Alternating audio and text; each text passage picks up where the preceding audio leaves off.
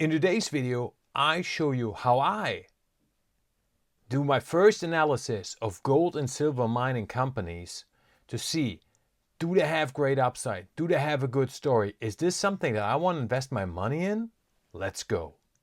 Welcome to Hot Trades of the Day, your show for swing trading ideas for the coming days, weeks, and month.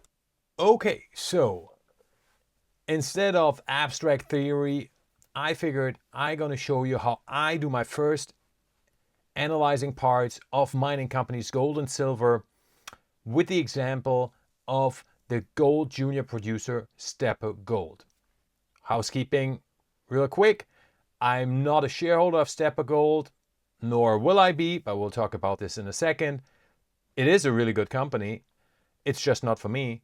I'm not getting compensated in any way, shape, or form by the company. I really doubt they would compensate me for this video. But let's get into it. So Stepper Gold, they're just running a marketing campaign, an IR campaign here in Germany, which is completely fine. You need to get the story out. If you're a smaller company, Stepper Gold is not really a small company. They have a market cap around 275 million US, but still, it's one of these small junior producers that are not well known yet. So it's totally okay that they run an IR campaign, but I figured, hey, I haven't really looked at that company in a while. Let me look at it. And while I was doing that, I saw, wow, they really hit on a lot of points that I look for when I analyze a gold mining company, especially producers. So therefore, this video might be really helpful. Okay, let's start with this. As I already said, it's kind of a checklist that we're going to go through, and you can watch this video again. I'll try to keep it as short as possible. And if you like my checklist, you might adapt to it. First, Stepper Gold, junior producer. I like that. Big plus. Why do I like junior producers? Well, I'll run through the disclaimer. That is really easy. If you are a junior producer that's in its growth phase, and that's what most junior producers are in, that's why they're junior producers, right? They're more or less recently started to produce and they're ramping up their production. Then we have two catalysts to profit from, right? The rising production and the gold price. That's what I want. So, Stepper Gold, a great success story, and a great success story in a gold bear market. That is hard to do.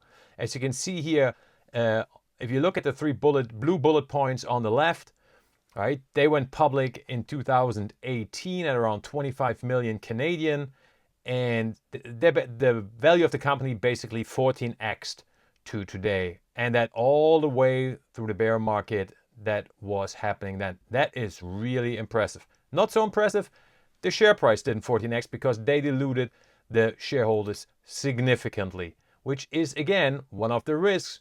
This is why I do like producers more, because they already make money. Now, let's start with this. I like to look at a presentation before I even look at the share price or do any deeper digging. This is especially useful for producers. If you have smaller explorers, it's not so useful because they don't have much to tell. Their presentation is 12 slides and 6 of them are basically, ooh, look at the silver market, it's going to explode. Lithium price is going to go through the moon. And we are a lithium company. We own land in Bangladesh, right? So producers, they have a lot more numbers to put in here. So we can actually get a lot of information out. And one of the most important things with presentations that nobody talks about that is extremely valuable is look not only for what the company presents, but what they are not saying. Because this is basically, this presentation, that's their Tinder profile, right? So if they are not telling us something, or they're kind of beating around the bush, or even trying to hide it, that usually means that's exactly where we should look at for the problems with the company, because every company has some problems. Nothing new. So what do we have here? Two producing mines. Excellent, big plus. So right now we have two big pluses, right? It's a junior producer. I love that because those are going to be the biggest winners. I believe the majority of my profits in this gold bull market and the gold miners run will come from the junior producers. Two mines, perfect, love it. even more important, they are fairly evenly balanced. This is what I love. So I give them a double plus for that. It doesn't help us if there are two mines, but one of them makes up 90% of the production and the revenue. So, because then it's really kind of a one mine company, right? There's a problem with the big mine, the share price is still going to implode. Okay, that's great. And they have another exploration project, all of them in Mongolia. And that's where I'm out. Country risk, too high for me. Now, Mongolia itself, great mining country, absolutely pro-mining, but it is too close for my liking to China and Chinese influence. So that's why I'm not investing in this company, besides the fact that I think that the majority of the profits in this company are made already, and we're going to talk about this in a little bit. Next point, who owns this company? And that's where things get really tricky, right? You have to dig in a little deeper because they're not saying this in the presentation. But basically, Stepper Gold took over a company that owned the Mongolian assets. That's how Stepper Gold got these mines and assets in Mongolia. But because of that, there's a company called Boro Singapore that owns 56% of the shares. So now we're talking, I have a junior producer, big plus, with two producing mines, big plus, that have about equal production, right? Big plus. In Mongolia, might be okay for you. For me, it's not. Big minus. And I have a majority controlling shareholder, Boro Singapore, in Singapore. That's not for me, right? But the fact of the matter is, this is a good company. The management is doing a really good job, right? So here we have the two mines in yellow and the exploration mine in green. Let's spoil this thing because I don't want to let this video get too long. They don't talk about the green exploration company at all in this presentation. Ding, ding, ding, warning sign, because that tells us there's probably not much happening there right now, right? They only talk about the two producing mines, which is fine, but here we go. This is where things start to get really interesting. So I'm going to skip through the two producing mines that they talk about. I'm going to get back to this in a minute, okay? This is the most important slide here. This is the next one. So this is their projected production. And as you can see, if you look on the left side, we have a massive increase in gold equivalent production that they want to achieve within the next 2 years. And then you see things going to go stale, and then things actually going to decline. Pretty typical for mine life.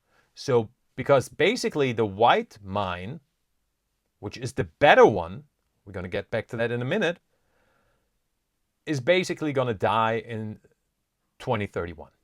So then they only have one asset. Now that's 6 years in the future. A lot can happen in 6 years, but this is the facts that we're looking for. Peak production is supposed to be around 140,000 ounces of gold. That's nice. It's nothing spectacular, but that's okay, because basically for 2025, they're predicting it's going to be 74,000 ounces. The year before, they had around 84,000, 85,000 ounces. I have an idea why the decline. It doesn't matter so much. The more important thing is 26, 27. So these are the 2 years when the production is really going to ramp up, right? When the story of Stepper Gold is really going to kick off as a junior producer. But that also means this is really maybe 1 year, 2026, of fundamental story investing, and then 2027 hype story investing if the gold price goes really high. So this is a 2-year story. I don't want to be invested in this company after 2027 because the production is basically going nowhere, which means then all of a sudden we have a company that's only growing through the gold price. So here's the annual revenue prediction from them. You can see they're basically predicting almost a double in revenue over the next 2 years. But what's interesting is the prediction is based on a gold price of 2,300. So if we think that the gold price will go up and be much higher in 2026 and 2027, all right, there's a hidden turbo in here, right? That can a booster that can boost the revenues and the profits. That's attractive. But we also see revenue is going to go down after this. And basically the reason is because the one mine is dying and the other one, the yellow one, is maxed out. So now let's go back to this slide. And as I told you, right, Tinder profile. So as you can see, basically bottom next to my ugly face, you see the ASIC production costs, and they're really low. It's a big plus that we have right now. They're really low, but here's the big but. And this is why I do like presentations, because you can read a lot out of them if you just look and read them, right? But this is mostly because the Boro Gold, the BGG mine, has really low all-in sustaining costs. However, that's the mine that's dying. Now, the ATO mine, that's the one that is supposed to carry then the company, and where they're supposed to do exploration. We're going to talk about that in a second. Look at this. Their ASIC costs are actually really high. They're 2,000, right? So that means, okay, so after the peak, when the BGC mine is going to start to decline in production, as you can see here, right, and ATO takes over, that means the all-in sustaining costs are going to increase a lot, right? Because the ATO mine is the one with the high ASIC costs. So it's very clever by them to put in the production and the revenue and no prediction for net profit or any type of profit, because that's when they would have to show their ASIC costs. So this is kind of a plus and a minus for me, right? It's a plus if we play the story for the next 2 years, which is really when the story is played. It's a minus for me because the ASIC cost is going to go. Now, ASIC costs always go up, right? But for this story, this is one of the main selling points. Mongolia, low production costs. But they're going to go up quite a bit, basically after 2028. So that's not that far away. That's not great, right?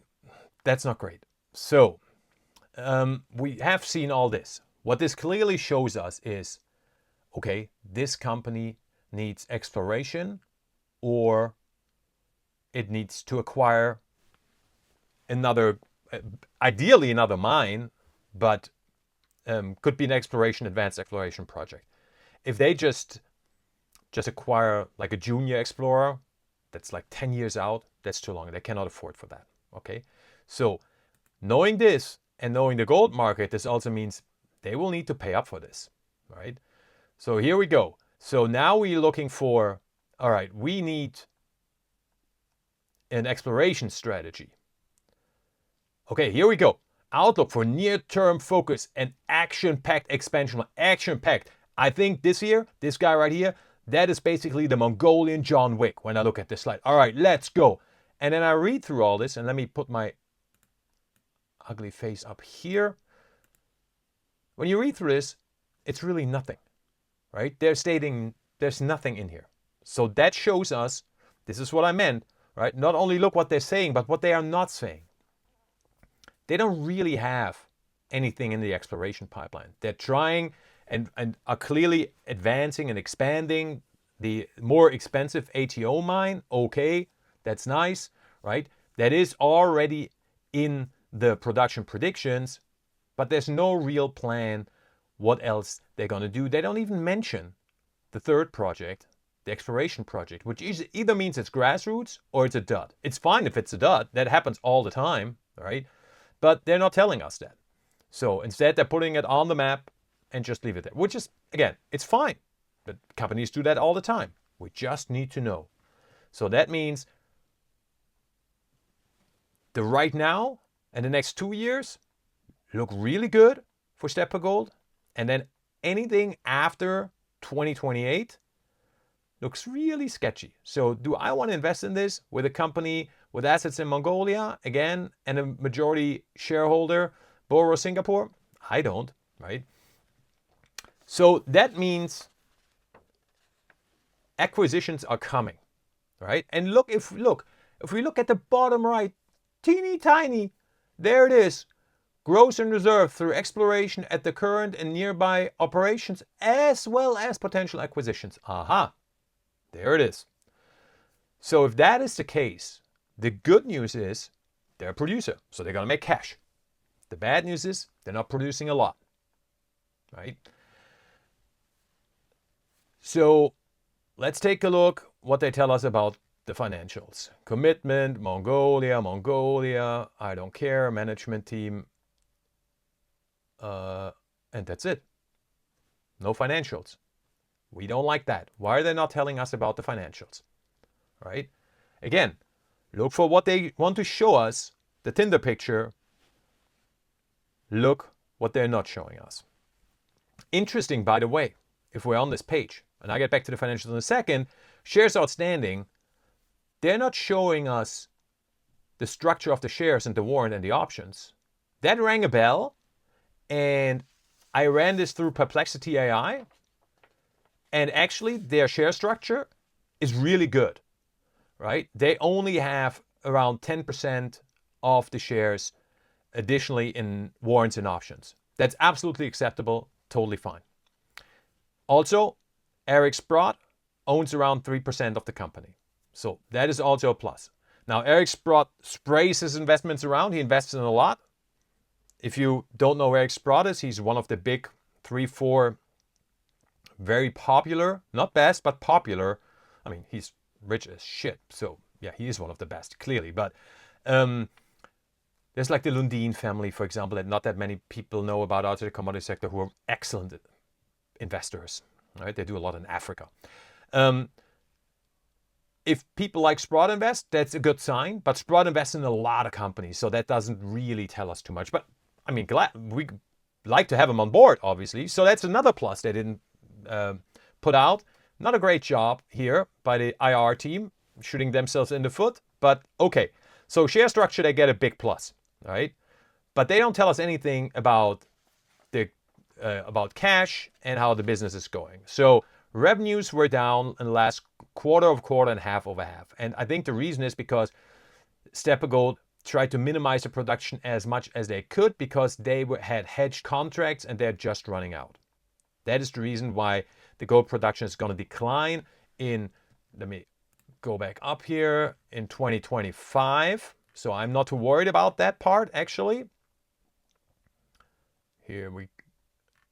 Production, here we go. So revenue is going to decline and production, right? So because of that, obviously,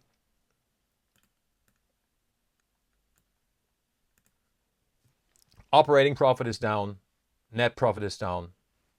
That's what it is.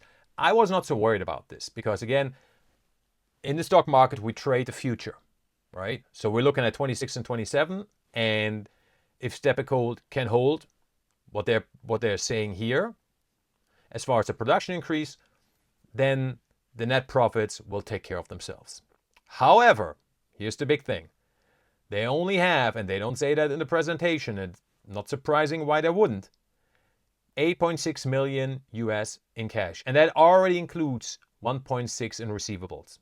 So we're really talking about 7 million in cash. The liabilities are high, but they won't be a problem. That's fine, right? And they're reducing debt, which is fine because that's another leverage play on the net profit. But again, here's what they're not telling us. They need to buy and acquire someone, or they need to do massive exploration. Either way, that's going to cost a lot of money. So dilution is coming, right? Now, that's not unusual, right? But again, I prefer a company that has a longer production growth than the next 2 years. And even if they don't, which is fine, on the reaching a peak, or at least a temporary peak, I want to see an expansion plan in exploration, new project, the next generation, right? If you look at a company like Equinox Gold, for example, right? They're just ramping up their 2 Canada projects. The next one right after that is the California project. And then they have Los Filos in Mexico if things go well there. There's a plan, right? There you see, okay, these 2 mines are going to go into production. If they get maxed out, perfect. And then there'll be already the next project coming and the next project after. This is what I want to see. I don't see this here. Therefore, for me personally, Step of Gold, not an investment. Might be for you though. I just wanted to show you what I look for when I look at junior companies. I hope this was helpful. Talk to you later. Bye-bye.